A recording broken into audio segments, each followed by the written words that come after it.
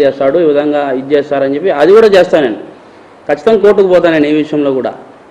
అంటే మళ్ళా పైనుంచి ఇతనేమంటాడు, చైతన్య రెడ్డి నేను కంప్లైంట్ చేసిన అంటాను. నువ్వు కాదు, నీకంటే ముందు నేను కంప్లైంట్ చేయాలా.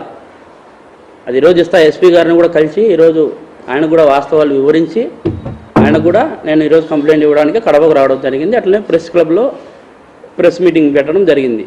ఎందుకంటే ఇవన్నీ కూడా వాళ్ళు తప్పించుకునేది ఈ రోజు నుంచి జరగాలి. తప్పించుకునే వ్యవహారం నేను అప్రూవర్ అయినప్పటి నుంచి జరుగుతూ ఉండేది. ఆరోపణలు చేస్తూ ఉంటారు, అన్నీ చేస్తూ ఉంటారు.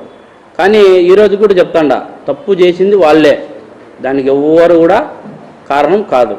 కేవలం రాజకీయ ప్రోద్బలం కోసము, ఎంపీ టికెట్ కోసం జరిగిన హత్య అది, అంతే. అంతకు మించి అది ఏ దానికి జరిగినది కాదు.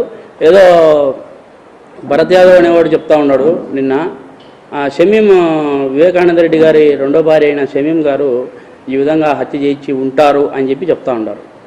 ఒకవేళ వాళ్ళు హత్య చేయించాలని అనుకుంటే ఎప్పటి నుంచి వాళ్ళు సాహసంగా ఉన్నారు?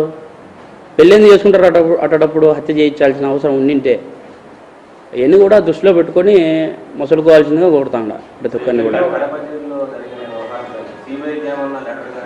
100% ఇస్తా. ఈరోజు ఇవ్వడానికి కడపకు వచ్చిన.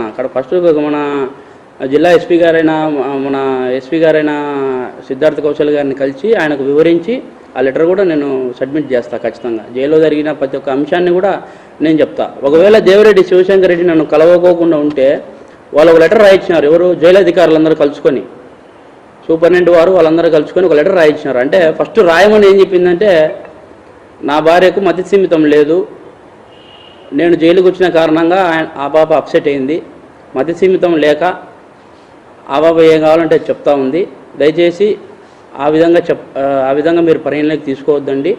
ఇంకోటి కూడా ఏంటంటే మీడియా మిత్రులు కూడా ప్రతి ఒక్కరు కూడా తప్పుదోవ పట్టిస్తూ ఉన్నారు అని చెప్పి ఈ విధంగా రాయమన్నారు. దాన్ని నేను పూర్తిగా ఖండించిన. అది ఖండించిన దానికి కూడా సూపరింటెండెంట్ వారు ఏమన్నారంటే, నీకు ఇంటర్వ్యూలు కట్ చేస్తాము, నీకు ఫోన్ అంటే ఇంటర్వ్యూలు అంటే ములాఖతులు కట్ చేస్తాము, ఫోన్లు కూడా పోకోకుండా నీకు కట్ చేస్తాము, నేను ఒక పనిష్మెంట్ గది ఆల్రెడీ నేను